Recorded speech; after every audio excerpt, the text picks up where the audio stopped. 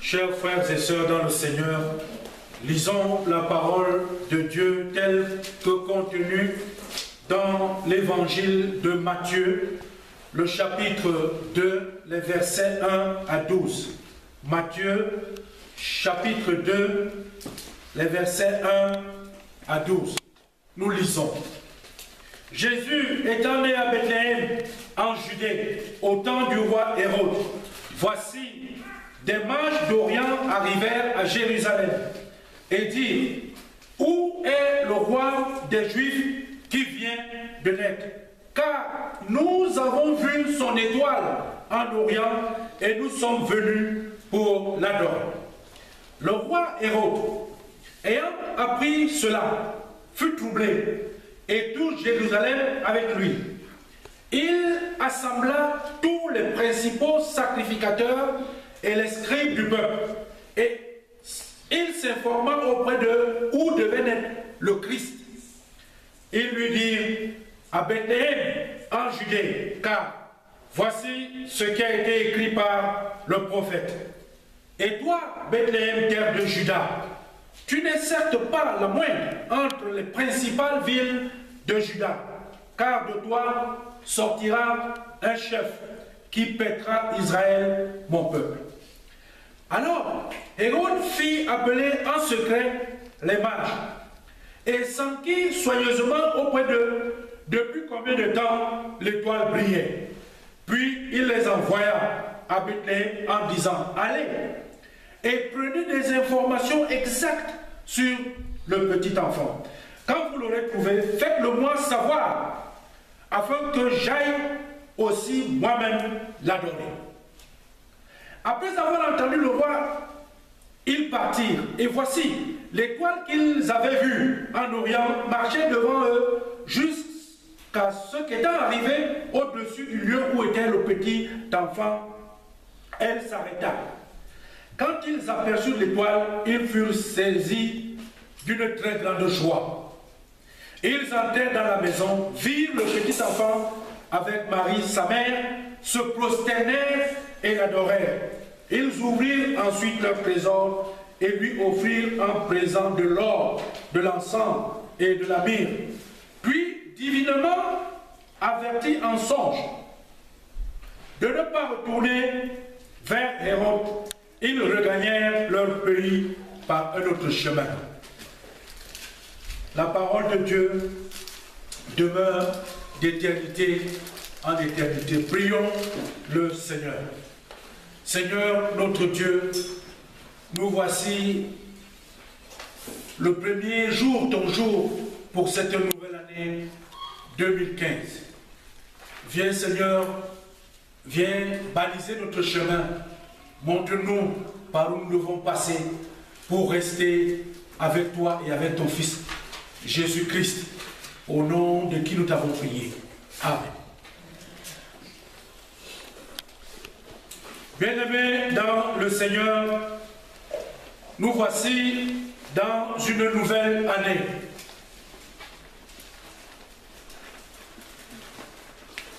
Mais nous restons dans cette période de la présence de notre Seigneur Jésus-Christ. Le texte que nous avons lu nous présente ici l'un des événements qui se sont produits à sa venue. Le partage que je vais avoir avec vous n'est pas long. Au fond, je voudrais m'intéresser avec vous aux personnages qui paraissent dans ce texte. D'abord, les mages qui sont venus d'Orient. Ensuite, le roi Hérode. Et enfin, le comportement qui est celui des principaux sacrificateurs et des... Voilà les trois catégories de personnes qui sont en action dans notre passage. Lorsque le Seigneur Jésus doit venir au monde, les premières personnes qui sont informées de sa venue sont des personnes qu'on appellerait des charlatans ou des sorciers ou tout ce que vous pouvez appeler, mais que le texte biblique nous présente que ce sont des mages. Parce que mago, c'est pour dire magicien. Mais ils ne sont pas dans la relation avec le Seigneur qui vient par la magie. Ils sont touchés par la grâce de Dieu pour voir une étoile. Eh bien, qu'est-ce qui se passe? Le texte nous présente ici là des personnes, on ne sait pas quel était leur âge, mais qui partent et qui marchent, qui vont suivre une très longue distance en regardant quoi? Une étoile. Il est question, le texte nous dit qu'ils avaient vu l'étoile en Orient. Et cette étoile, c'est l'étoile de Jésus-Christ. Une étoile. Ils la voient au loin et ils se mettent à la suite. L'étoile du Seigneur. L'enseignement, le premier, c'est que chaque personne, toi comme moi, comme le Seigneur Jésus, a une étoile. Nous avons chacun une étoile. Parce que quand nous lisons le texte, on ne se rend pas compte. Ils ont vu l'étoile de Jésus et ils se mettent à suivre cette étoile. Parce que dans cette étoile qu'ils voient, cette personne qu'on appelle Jésus, il y a quelque chose que cette personne représente. Ils ne se sont pas déplacés pour suivre une étoile ou rien. Eh bien, nous marchons avec les intéressés, mais dans leur quête, parce qu'ils ont quelque chose d'important qu'ils veulent approcher, qu'ils veulent toucher, ils vont se mettre à parler. Ils bavardent, comme les chrétiens bavardent, comme les pasteurs bavardent, et c'est comme tout être humain, ils arrivent finalement à Jérusalem et ils se mettent à dire où est. En parlant comme ça, ils attirent l'attention d'autres personnes sur leur affaire. Parce que c'était leur histoire à eux. Partis d'Orient, là-bas, ils suivent l'étoile, mais étant contents de ce qu'ils savent que vraiment, la personne là, non. Quelque chose d'important pour eux, ils se mettent à parler. Comme vous aussi, comme moi, quand vous avez quelque chose qui fait votre joie, vous commencez à parler. Eh bien, ils vont attirer l'attention d'autres personnes. Le texte nous dit que le roi qui est dans son palais, qui n'est pas dans la rue, mais c'est lui qui appelle les principaux sacrificateurs. Pourquoi? Parce que le texte nous dit qu'il est troublé et tout Jérusalem est troublé.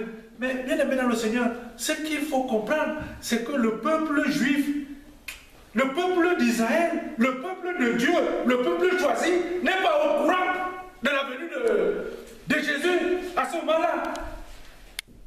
Pourtant, c'est l'un des leurs. Mais eux-mêmes, ils ne voient pas. Le peuple juif n'a pas vu d'étoiles. Le roi Hérode, avec tout son pouvoir, n'a pas vu d'étoiles. Mais l'étoile est pourtant là. Elle était là. Mais c'est d'autres qui ont vu et qui sont venus. Et, bien aimé dans le Seigneur,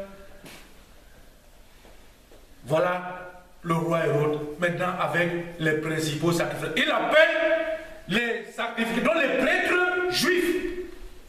C'est eux qui l'appellent pour s'informer. Mais dites-moi un peu, il s'agit de quoi? Quand on te cherche, quand on veut te faire du mal, on cherche à côté de toi. On ne parle pas ailleurs, on parle dans ta famille. Parce que voilà le Christ qui vient. Ceux qui sont chargés de donner les informations pour qu'ils ne viennent, pour qu'ils ne vivent pas, c'est ses frères juifs. Mais bien aimés dans le Seigneur, pourquoi? Pour une simple chose, le pouvoir. Uniquement le pouvoir. Hérode apprend qu'un roi, je suis roi, mais qu'est-ce que c'est que cette histoire? Parce qu'il est roi, parce qu'il sent que son pouvoir est menacé. Parce qu'on ne peut pas parler de notre roi alors que lui il est assis sur le trône. Eh bien, il appelle, là où le danger est venu, il prend les informations. Mais il ne s'arrête pas là. Ce qu'il va faire, c'est qu'il va recevoir maintenant ceux-là qui ont dit qu'ils ils ont vu une étoile, il les fait venir. Il a le pouvoir, vous ne pouvez pas. Mais si ici en France, si François Hollande demande maintenant que Pasteur Tom, je vais te voir, je dois partir. Si je ne pars pas, on m'arrête. Et donc les mages qui viennent, qui sont dans leur bulle, qui sont dans leur histoire avec leur Seigneur Jésus, les voilà obligés d'aller voir maintenant le roi humain. Ce n'est pas ce roi-là qu'ils sont venus pour voir, mais ils sont partis. Et Hérode leur dit, mais dites-moi, comment? Et le texte dit qu'il les appelait en secret. Et pourquoi? Parce qu'il ne faut pas que son pouvoir, qu'il montre aux principaux sacrificateurs qu'il a peur. Il a peur de perdre quelque chose. Et il ne veut pas voir son autorité être abaissée. C'est pour ça qu'il les appelle en secret. Parce que ce qu'il va dire aux mages, c'est que, allez, prenez toutes les informations exactes sur le petit enfant. Vous devez dire, moi-même aussi, je dois aller l'adorer. Comment est-ce qu'il pouvait parler comme ça, là où il y a les Juifs? Ça allait être remettre en cause, n'est-ce pas, son autorité, son pouvoir. Eh bien, mais l'objectif demeure le même, c'est que je suis au pouvoir. Ces histoires de Jésus, ces histoires, je n'en veux pas dans mon territoire. Bien-aimé dans le Seigneur, je vais rapidement à la fin de ce texte. Lorsque les mages sont sortis et sont partis, ils revoient l'étoile. Pendant qu'ils sont avec Hérode, l'étoile est là. Hérode ne voit pas. Quand ils sortent, ils voient l'étoile, ils reprennent leur chemin. Ils arrivent, l'étoile s'arrête, ils entrent. Ils trouvent le petit enfant, ils vont donner tout ce qu'ils ont donné et ils vont surtout l'adorer. Mais au verset 12, il est dit ceci. Puis, divinement averti en songe de ne pas retourner chez Hérode, ils regagnèrent leur pays par un autre chemin. La rencontre avec Jésus marque ici là, la première étape ici là d'un changement. Ils ont fait un voyage pendant toute une période. Mais quand ils arrivent, ils rencontrent le Seigneur Jésus. En partant, ils rentrent dans une nouvelle période. Nous sommes partis de 2014. Bien-aimés dans le Seigneur. Nous sommes maintenant en 2015. Lorsque nous disons que nous revenons ici aujourd'hui pour recommencer avec l'adoration, nous venons à la rencontre de qui? Pas du pasteur. Moi, je ne vais pas pour. Nous sommes ici là pour parler de Christ. Nous sommes venus pour voir le Seigneur. Si tu as la grâce, de voir Jésus, fais quoi? Change. Bien-aimé dans le Seigneur, voici ce que chacun d'entre nous doit retenir. C'est que nous avons une étoile. Tu as une étoile. Tu as des personnes que tu quittes le plus souvent. On voit, certaines personnes voient les étoiles des autres, mais se mettent en mouvement pour tout faire pour que cette étoile-là ne brille jamais. Nous avons ici des batailles aujourd'hui. Les batailles qu'on observe dans l'église, ce sont des batailles parce que ces gens-là ne voient pas le Seigneur Jésus. Là où nous voyons le Christ, on ne peut pas se mettre à se battre. Les pasteurs, les anciens d'église, les chrétiens même, ils font quoi? Pour garder le pouvoir, ils organisent des réunions. On nous convoque les pasteurs. Aujourd'hui, un chrétien comme ça là, convoque le pasteur. Le pasteur vient s'asseoir. Il dit, dis-moi, donne-moi toutes les informations. Pourquoi? Parce qu'il faut casser, il faut détruire. Non. Bien aimé dans le Seigneur.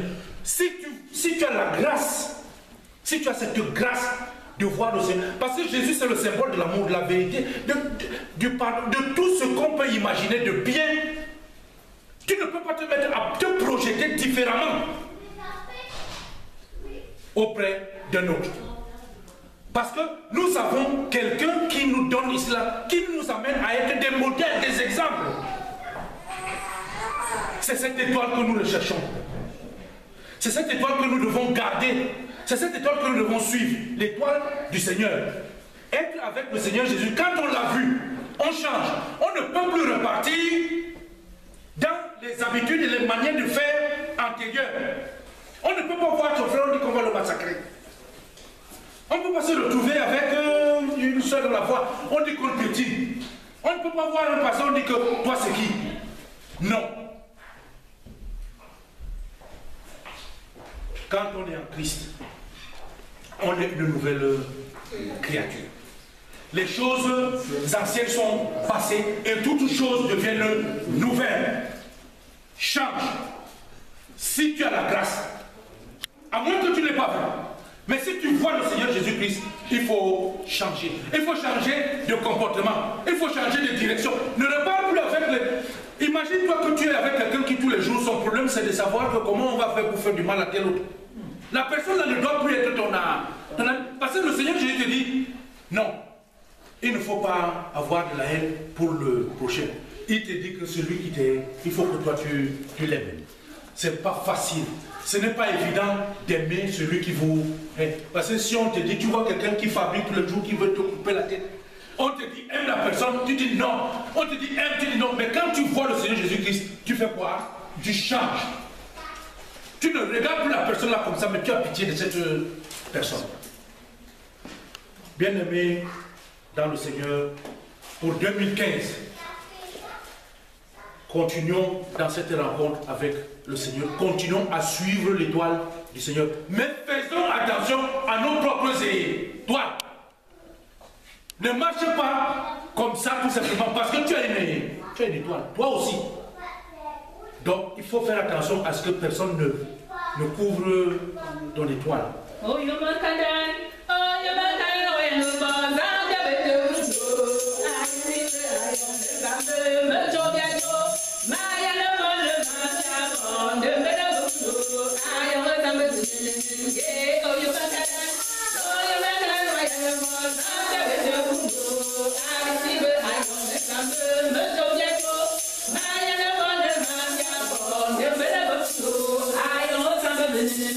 C'est le Seigneur qui ouvre nos yeux pour voir ce qui est bien. Si le Seigneur n'ouvre pas tes yeux, tu ne verras pas.